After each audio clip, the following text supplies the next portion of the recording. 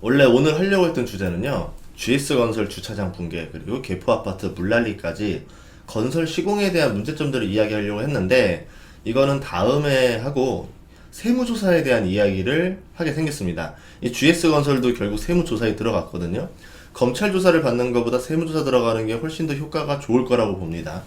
건설 현장에 어떤 문제가 있어서 이렇게 되었는지 세무조사에서 밝혀질 가능성도 높아요. 저번에 유명 병원 의사 대리수술을 잡아낸 게 세무서였습니다.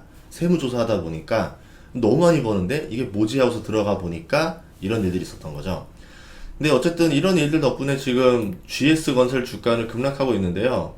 거의 코로나 때 이후로는 이 가격이 온 적이 없었던 지금 가격까지 내려와 있어요. 어제도 8%가 떨어졌습니다. 최근에 라면, 빵, 과자 같은 가격들도 좀 줄줄이 인하하고 있는데요. 저도 살면서 본 적이 없는 일들이 최근에 벌어지고 있어서 이게 뭔가 했더니 기업들이 밀가루 가격이 하락했으니까 자발적으로 제품 가격을 내렸다라고 발표를 합니다. 그럴 리 없다라는 건 우리가 다 알고 있죠. 예. 한 번 올린 빵 가격, 한 번 올린 라면 가격을 밑으로 떨어뜨리는 거는 회사 입장에서도 거의 불가능한 일이고 소비자 입장에서도 너무 어색한 일이긴 합니다. 자, 그럼 생각해 보자고요. 이게 과연 자발적으로 내린 거냐? 라면 가격 내린 거는 13년 만인데요. 정부 압박에 못 이겨서 가격을 내린 겁니다. 그러면 정부는 무엇으로 압박을 했기에 기업들이 이렇게 손을 들었을까? 이것도 되게 궁금하죠. 이 경제를 돌아가게 하는 원리가 이제 보이지 않는 손이 있잖아요. 수요와 공급으로 가격이 결정된다. 뭐 예를 들어서 라면 회사가 라면 가격 올렸는데 소비자들이 싫으면 안 먹으면 땡이거든요. 근데 그렇지 않죠. 지금은 수정 자본주의입니다. 그냥 자본시장에만 맡겼더니 담합이라던가 뭐 이런 일들이 나올 수도 있으니까 정부가 개입해서 조금씩 조절을 해주는 거죠. 라면 가격을 인하라고 정부가 압박을 해서 가격을 내려서 생필품 가격을 떨어뜨리겠다. 이런 전략인데요. 그러면 어떤 카드로 가격을 떨어뜨리게 됐느냐? 이런 적이 있었습니다. 2014년 일인데요. 특별 세무조사를 당했었던 농심이었어요. 원래 정기 세무조사는 3년마다 받는데 꼭 3년마다 받는 것도 아니에요. 뭐 한 4, 5년 뒤에 받기도 하고 어떤 회사는 뭐 10년 만에 받기도 하고 이렇게 합니다. 근데 이거는 특별 세무조사는 암행어사 출두요. 이렇게 생각하시면 될 것 같아요. 그냥 뭐가 보였기 때문에 이걸 잡으러 들어온 거예요. 그때 비자금 조성 혐의 등이 있을 때 투입되는 조사 4국으로부터 특별 세무조사를 받았습니다. 조사 4국이 투입됐다는 거는 기업에게서는 저승사자를 보냈다는 거죠. 국세청에 정예부대를 보낸 거예요. 이 특별 세무조사 카드에 트라우마가 있었던 농심이 자발적으로 가격을 내리지 않았나 이렇게 볼 수 있고요. 그래서 증시가 최근에 2배 가까이 올랐던 농심 주가가 좀 가격 인하로 인해서 주가도 급락을 했죠. 농심뿐만 아니라 식품주 전체가 이제 다 같이 가격을 내렸거든요. 그러면서 주가 상승세가 요새 최근에 급락을 했습니다. 회사가 바짝 엎드리니까 이제 국세청의 칼끝이 사교육으로 갑니다. 대형 학원들과 교재를 제작하는 회사들의 현금 탈루 의혹을 조사하기 위해서 정예부대 조사 4국이 투입이 됩니다. 조사 4국이 투입되면은 미리 찾아간다. 뭐 연락해가지고 미팅 날짜 잡고 언제 가져오세요? 이러고서는 방문해서 차 한 잔 마시고 필요 서류 이런 목록 준비해주세요. 이렇게 받고 가는 그런 세무조사가 아니에요. 갑자기 쳐들어옵니다. 다 손 내려.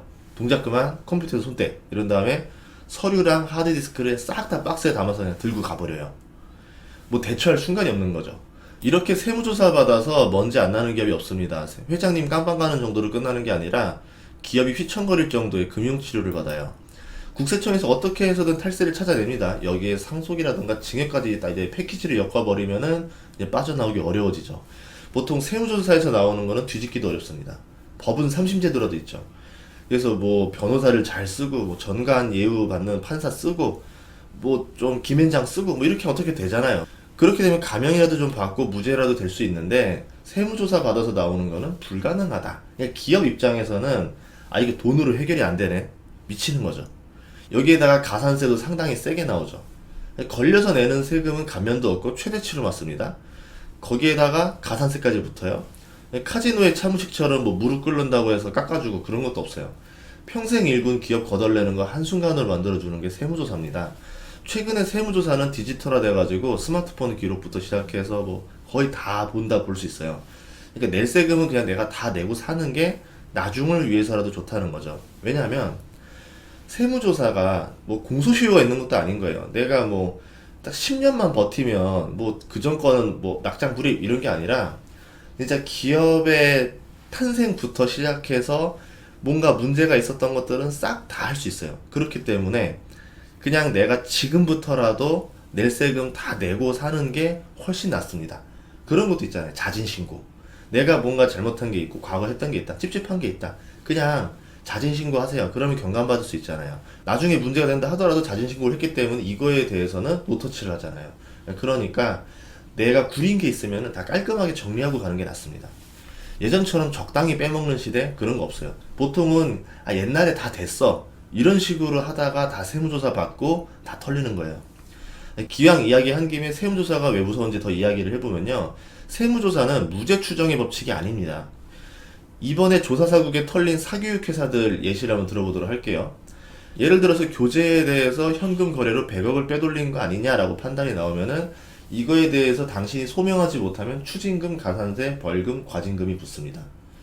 부동산 하다가 세무조사 받으신 분들 많을 건데 아마 아실 거예요. 소명서 같은 게 날라옵니다. 소명을 못하면은 끝나는 거예요. 소명할 기회는 주죠.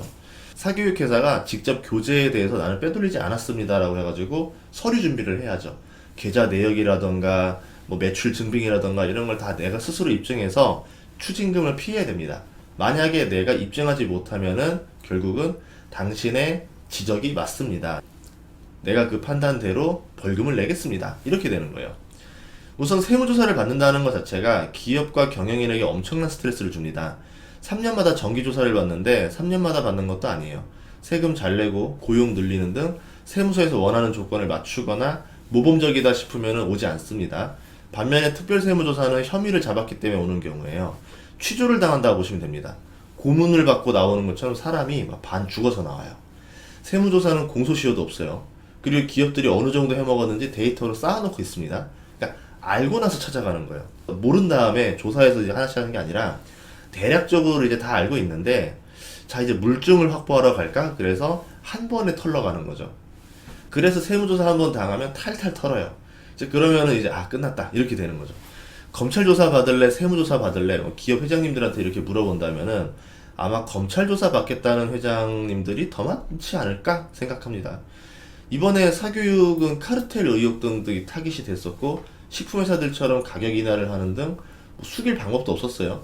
그리고 약간의 여론전까지 붙으면서 세무조사를 받게 됐죠. 주가는 악재로 보고 급락했습니다. 이게 얼마만큼 악재인지는 주가가 잘 말해주고 있는데요. 투자에 적용을 해보자면 세무조사를 받은 기업들이 추징금, 과징금을 물더라도 일회성 비용일 뿐이지 향후에 이익이 저해되지 않는다면 그 회사의 주식을 싸게 살 수 있는 기회이기도 해요. 잘 생각해보면 2014년에 세무조사 받았던 회사가 농심이었습니다. 주가가 20만원 초반대까지 내려왔었지만 다음에 50만원까지 급등했죠. 메가스터디도 2014년에 특별세무조사를 받았는데 이후에 2배 정도 주가가 급등했던 적이 있었습니다. 그리고 다음 세무조사를 받을 업종이 어딘지도 우리가 생각해 봐야 돼요.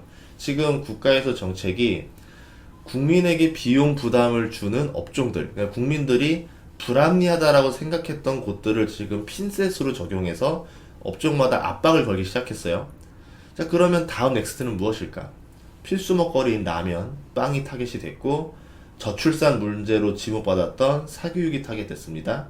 그러면 저출산과 연관이 있거나 국민에게 필수적으로 돈이 들어가는 곳들, 이런 것들을 잘 지켜볼 필요가 있겠죠. 특히 카르텔들. 초콜릿, 아이스크림 같은 기호품은 이런 규제에서 다소 자유로운 편이죠. 가격을 올려도 내리라는 압박을 하기 힘듭니다. 왜냐하면 비싸면 안 사 먹어도 되는 일종의 옵션, 선택 옵션 같은 거고, 오늘 주제로 다뤘던 것들은 필수 옵션들이잖아요. 그러니까 선택 옵션들은 국가가 컨트롤하기가 쉽지가 않아요. 투자자 입장에서는 이런 쪽에 투자하는 게 훨씬 더 낫다라는 거죠. 다음번에는 유통이 타깃이 될 수도 있어요. 예를 들어서 농지의 배추 가격이 급락했는데 오히려 우리가 좀 사주려고 했더니 슈퍼에 가니까 별로 가격이 하락하지 않았다더라. 그럼 대체 중간에서 누가 해먹는 거냐? 이런 이야기들 많았잖아요. 이런 것들만 잡아도 물가를 많이 떨어뜨릴 수 있거든요.